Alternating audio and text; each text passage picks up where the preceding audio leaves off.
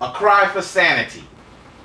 An error does not become a mistake until you refuse to correct it. Nephews, please do an old man a favor and ask the Creator for wisdom. Lend me your ears and hearken to my words. This letter is my comprehensive attempt to emancipate you from those who are too entrenched into the matrix of deception and drunken with the wine of her spiritual fornication.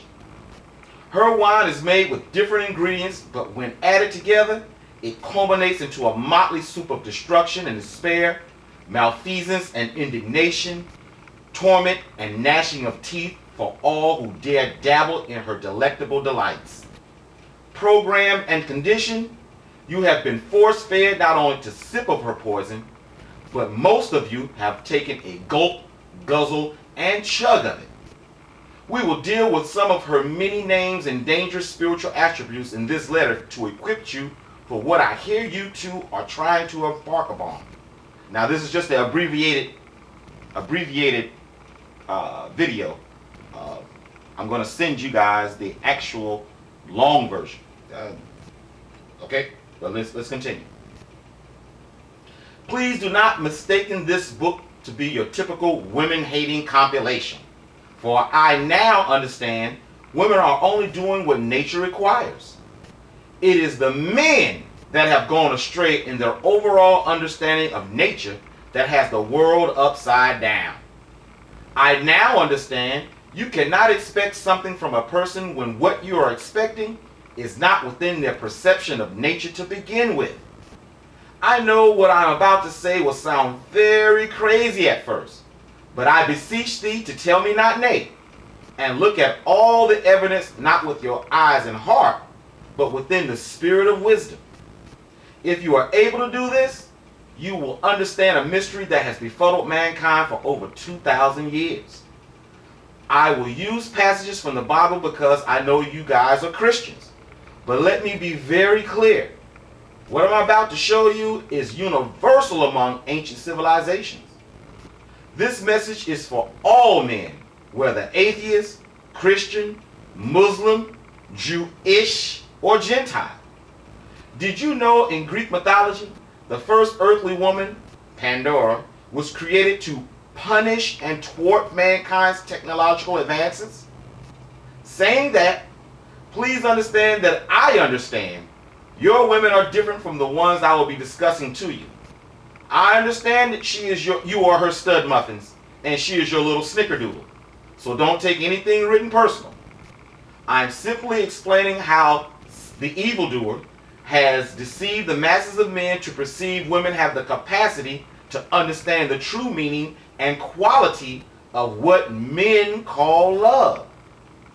The deception of perception begins with our inability to understand being a nurturer and agape love are two totally different things, although we have been led to believe the two were the same. The wayward perception continues by not understanding the Greek text uses two different words for the word love, interpreted in English. Though you may think they are synonymous, they are not. Did you notice I started by mentioning the Greek text? No, I am not becoming a Christian by trying to read a book by starting it in the middle. I said it like that because the ancient Israelites understood all too well not to expect what modern man would consider love from women and chronicled it in many, many places. It is the New Testament Greek that has the minds of men upside down. The two types of love mentioned in the New Testament are agape love, which is unconditional love. This is the love the Creator has for man, and man was charged to agape love the Creator, their wives, their children, etc. Men are required to have strength and nurture, where a woman can only exhibit nurture. Well, except these modern black women. My goodness. In the Old Testament, women were not required to show love at all, only respect and honor. It was not until the New Testament where Paul tried something new and required women to love their husbands. Don't get happy. It was a different type of love. The love he was talking about was called filial love, which is friendship, companionship with delight, to approve of, befriend, to be fond of. Titus 2:3-4. Now, I'm not a New Testament kind of guy. Not at all. But I do know you two cats are.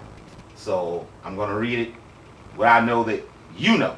What I know that you would believe. Okay? Here we go. Quote, "The aged woman likewise, that they be in behavior as becometh holiness, not false accusers, not given into too much wine, teachers of good things, that they may teach the young women to be sober, to love," filio, "their husbands, to love," filio, "their children." Example. This type of love is get along with them love type of love, and not the agape love required from men. If you have an analytical eye, you realize that the context of this request is the new ideal and walk of life for this new followers. The very fact that it is mentioned is a testament to this fact. Why? Because if it was an ordinary thing to love your husband and children, Paul's words were nothing more than psychobabble. Did you notice he asked the aged women, and not their mothers, to teach not girls or virgins, but the young women how to basically get along with their husbands? Basically, thank you for not killing him in his sleep. If love was a natural thing for women, why on earth must they be taught, and why is it being taught so late in life to young women and not from their biological mothers? Remember, marriage was arranged back then and had nothing to do with what you would call love. You can't say they meant teaching them how to keep house, because those requirements were also in verse 5. I know you have been led to perceive all women love their children, but did you know up to 40% of all women globally are diagnosed with postpartum depression after they have their baby? That is just the diagnosed cases. What about the women that do not either go to the doctor or are too ashamed and mask their hatred for their children? Please research this fact, and when you do, tell me if you had as many problems finding the actual percentage number of women globally versus the chopped up information every white website is trying to declare. You know what? I smell a cover up in that. Ephesians 5:22-33. And of course, you know I'm definitely going to skip through this. Quote, "Wives, submit yourselves unto your husbands as unto the Lord. Husbands, love," agape, "your wives, even as Christ also loved the church." Keep going. "So ought men to love," agape, "their wives as their own bodies. He that loveth his wife loveth himself." I'm going to keep going.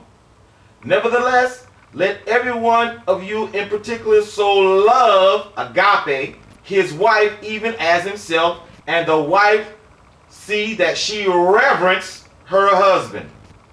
Example. This is a clear example. The husband is supposed to love his wife, but the wife is only expected to submit and reverence her husband. Again, the very fact these tenets are written is proof the normal style of living was much different before Paul. Men have fallen prey to the idea that women have the ability to love when in fact they only have the ability to nurture. To love a person means to sacrifice yourselves for them. Women will not sacrifice themselves for anyone but themselves and their biological children, and that's only until they reach a certain age. The animals in nature show us this fact daily. I know you want to say the Messiah told everyone to love each other, but again, you must understand, if what he was asking people to do was commonplace or inherently within the women, the Messiah's statements would be nothing more than psychobabble. So why would you say that? Basically. We already know that. Duh. Okay.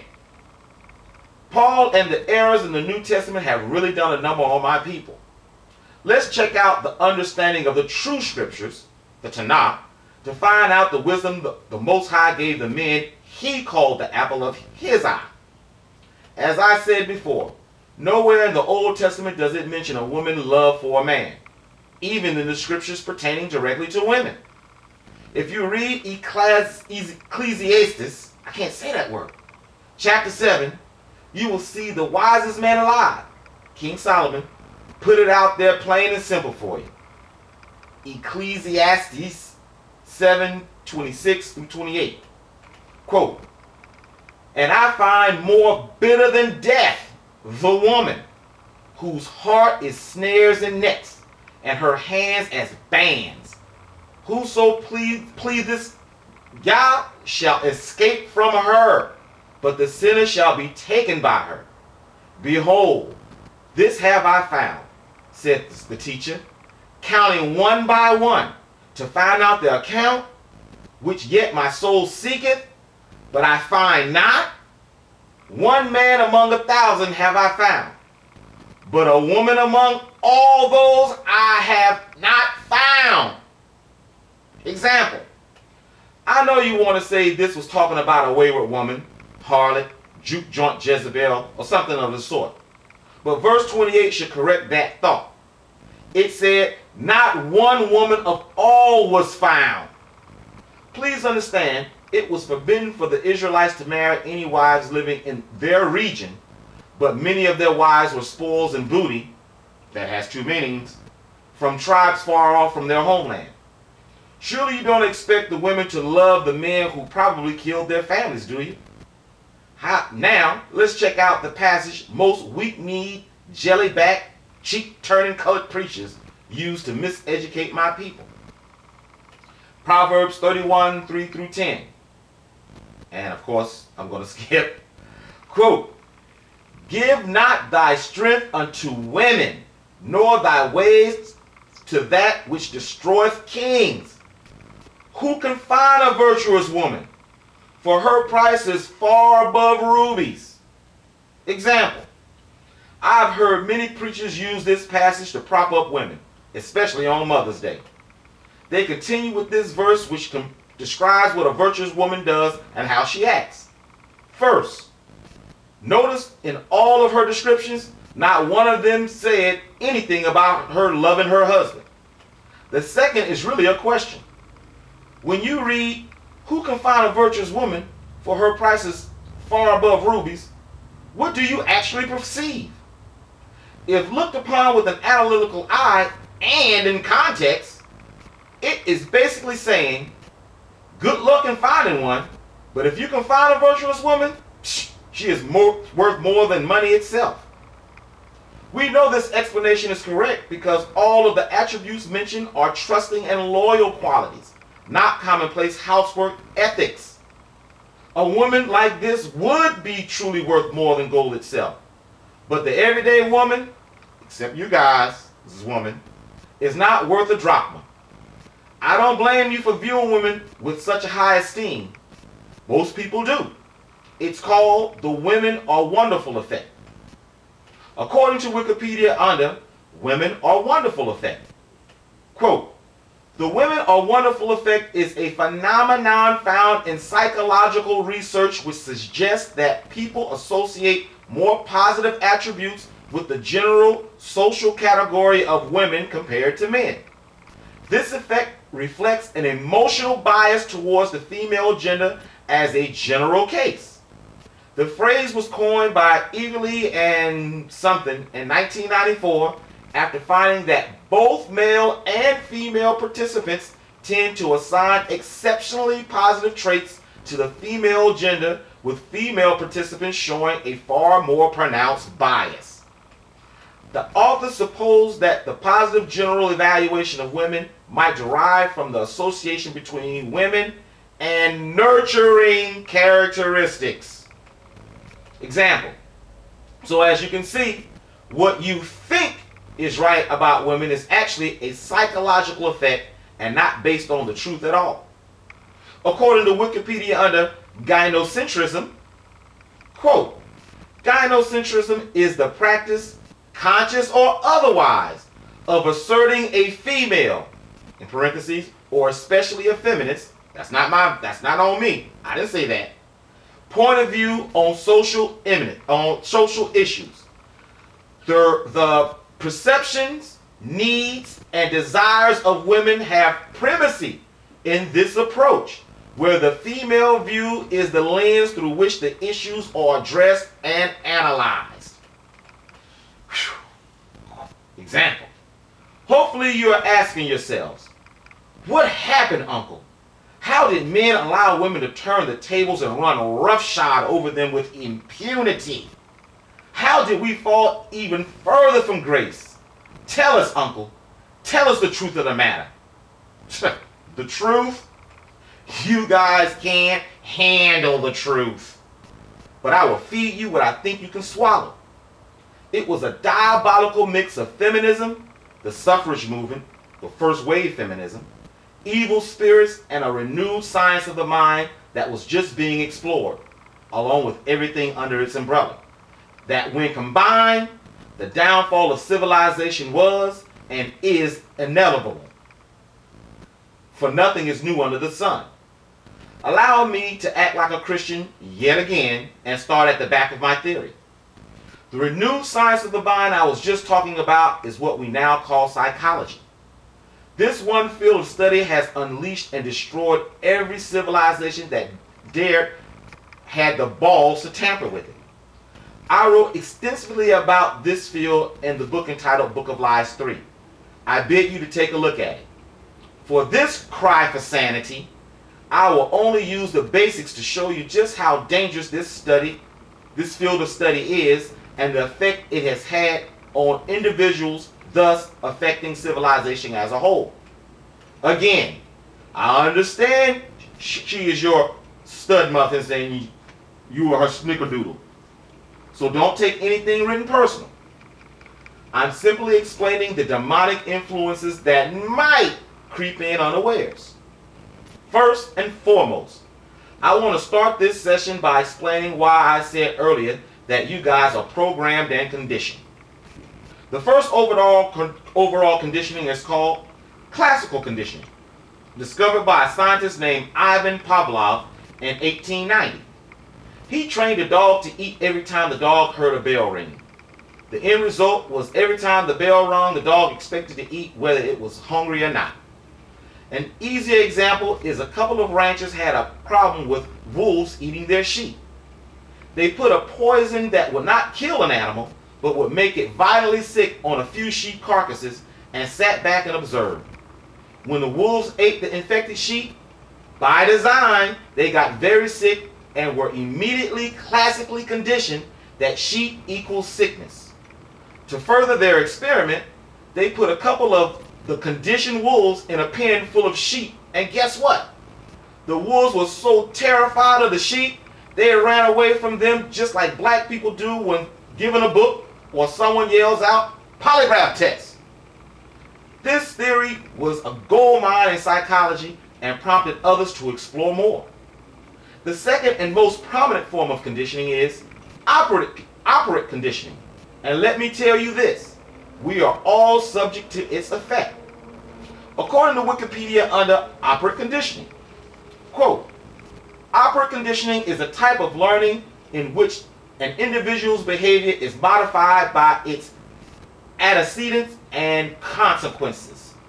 The expressions operant behavior and respondent behavior were popularized by B.F. Skinner, who worked on reproduction of Konoski's experiments. Operant conditioning is distinguished from classical conditioning in that operant conditioning deals with the reinforcement and punishment to change behavior. Operant conditioning operates on the environment and is maintained by conditioning of reflexive behavior, which are also elicited by conditions, while classical conditioning is maintained by its consequences. Behavioral conditions, though through a classical conditioning procedure, are not maintained by consequences. They both, however, form a core of behavior analysis and have grown into professional practices. Same Wikipedia under tools and procedures. Reinforcement and punishment are the core tools of operant conditioning. It is important to realize that some terminology in operant conditioning is used in a way that is different in everyday use. 1. Positive means a stimulus that is derived following a response. 2. Negative means a stimulus that is withdrawn following a response. 3. Reinforcement is a consequence that causes a behavior to occur with greater frequency. 4. Punishment is a consequence that causes a behavior to occur with less frequency. And 5. Stimuli occurs before a behavior happens. All humans operate under a combination of conditioning parameters. You do not run a traffic light due to the negative reinforcement that you can either get into an accident or get a ticket. Someone telling you thank you as you hold a door will have a positive reinforcement and will make it more likely that you will hold the door again one day.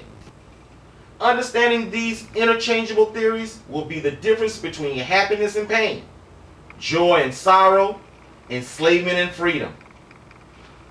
Brothers, maybe you don't want to buy the whole cow. Maybe only a pint of the milk is enough. I will write more or do another video going a little deeper, but the deeper I go, the people don't like when you come out with some facts and you tell them about themselves. So if you promise to protect me, I'll put it on out there. All right? Thank you, brothers and sisters, if you're listening. As always, thank you for listening, and look for the next video. Look at that.